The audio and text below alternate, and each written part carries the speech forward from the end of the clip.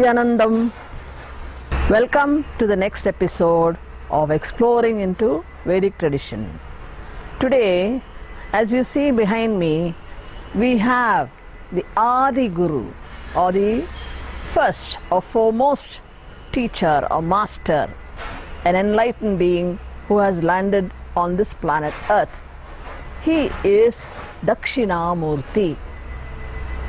This form, according to Vedic civilization or say Vedic culture, represents the highest energy that had come down as a teacher, as a master who was there to give enlightenment to all those who came seeking for it. The foremost disciples he had were the four sons of Brahma, the creator. They are named Sanaka, Sanandana, Sanat Kumara and Sanat Sujata. All four of them were on the verge of enlightenment, and when they came to this master who appeared to be a young boy, there is a beautiful verse describing that situation wherein the sons of Brahma, who were aged enough, and they were seated before this master, the Adi Guru, Dakshinamurty. And how was the situation? Let me read to you the verse.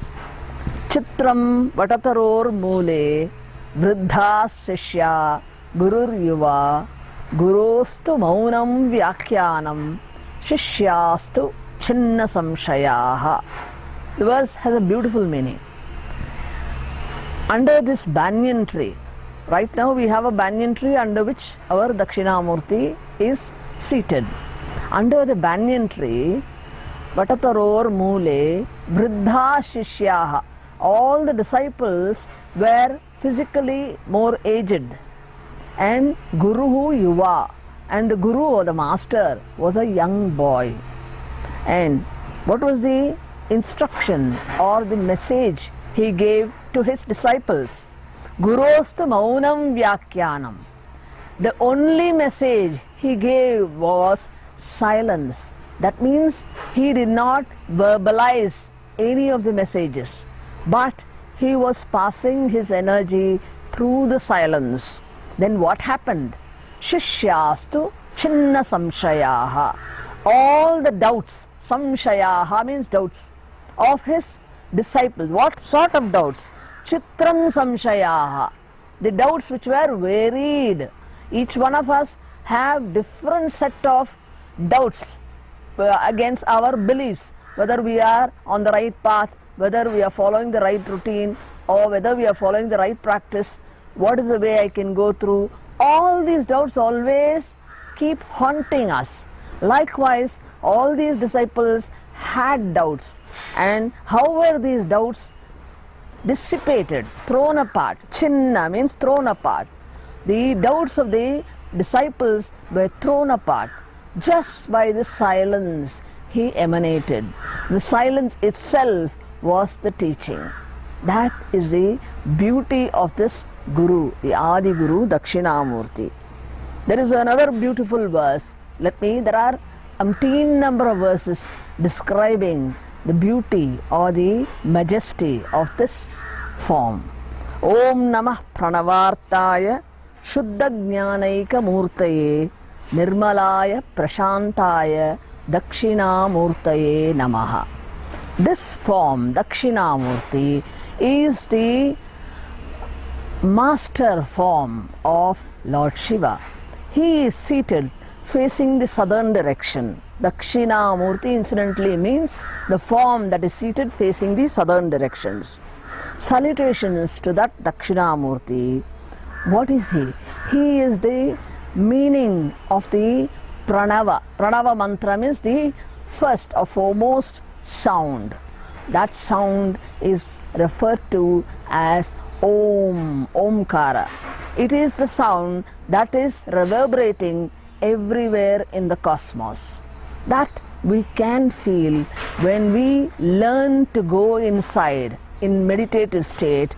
When there is complete silence in us, there is a unheard of sound emanating from our inner space. That sound is similar to the cosmic sound Omkara. And this master who has reached that state of cosmic consciousness is the form of Omkara. And he is the form of unalloyed wisdom. He is wisdom in personification. And his thoughts, whatever he wants to convey, is crystal clear. That is why he is so popular as a deity in the Vedic culture. Everyone who is interested in even worldly knowledge and higher knowledge, they always come to Dakshinamurti and pray, and there are references that every one of their prayers are answered immediately. Now, how is the form of Dakshinamurti described? It is a beautiful representation. The form itself is the entire cosmos in a particular form. He is also referred to as Ashtamurti. Ashtamurti means the 5 elements: mind, intellect, and ahankara or ego. That is the form. He is the form of all these 8 together. What is it? Each one of the parts, let me describe to you. The body represents the Prithvi or the earth. That is first element. And each of his ears, he has different earrings. They represent the male and female aspects that is present in every form, every human form. And he has the river Ganga on his head. That represents water. And on one hand, he has the Damaru or the drum. Drum represents the space or Akasha. Akasha is space. And according to Vedic literature, from space or from sound, we have the creation coming forth. So that is the representation. The headband or the head ornament that is tied on his head represents the presence of wind, and that is why the hair is tied. And he has fire on one of his hands. That represents the fire energy, Agni. And on his head, on one side, he has the sun, which represents all the luminous bodies. And on the other side of the head, he has the moon, that represents the satellites and planets. The 4 disciples, who by themselves are enlightened beings, just one word from him, one Mahavakya or the word from him gave them the ultimate experience. Those 4 sages are represented here. They are Sanaka, Sanandana, Sanat Kumara, and Sanat Sujata. They are the 4 disciples, first disciples. And he has the Veda or the on one hand, which represents all forms of knowledge. And he has the Japamala, the rosary, in the other hand. That is the representation of the preparedness, the openness of the mind and the intellect, without which no knowledge can get inside. Then, what else is there for attaining knowledge? We have plenty of obstacles within us, like desire, greed, fear, and lust. These are some of the basic basic obstacles for any knowledge to go inside. They are represented by this demon, Apasmara. And Lord Dakshinamurti, Lord Shiva in the aspect of Dakshinamurti, very easily overcomes him. His power, when it is arisen in any human being, the Dakshinamurti energy, when you awaken within you, it can do away with any of these obstacles. And finally, he has the hand held in the Chin Mudra. Chin Mudra is the thumb and the index finger touching each other in this manner. That represents the Ishvara Tattva. The thumb is the Ishvara and the index finger represents the ego. These three fingers represents the three gunas. Three gunas are the basic qualities that are present in any human being. They are Sattva, the tranquil and equilibrium state; Rajas, the passionate, quick to react state; and Tamas, which represents the dullness, inertness in each one of us. Each one of us are a combination of these three. These three represents the three gunas in one way.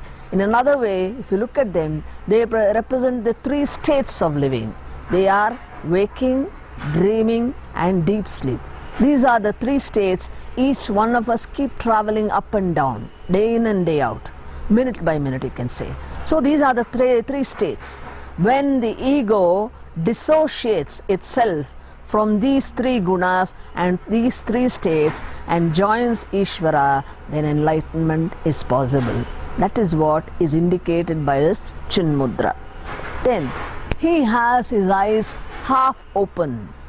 That indicates that he has knowledge of within and without. Everything is known to him.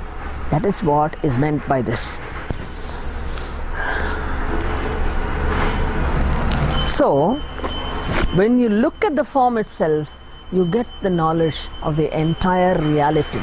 And just praying to this Dakshinamurti will give you the ultimate knowledge if you are intent and persevering in your seeking Nithyananda.